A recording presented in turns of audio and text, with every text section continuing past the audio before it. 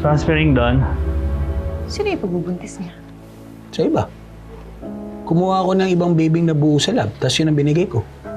I can survive. It's positive! I'm pregnant! That night, na may nangyari sa atin.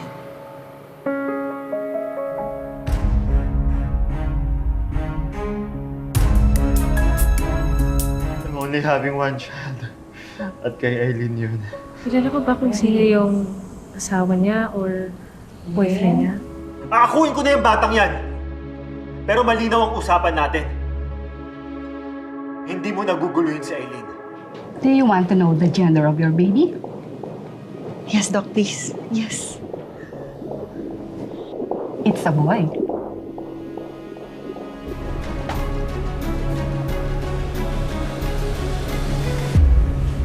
Alexa? Pero may anak din po akong lalaki kay Alexa. At nanganak rin po siya dito sa ospital na to kanina. Son, are you serious? A son with Alexa?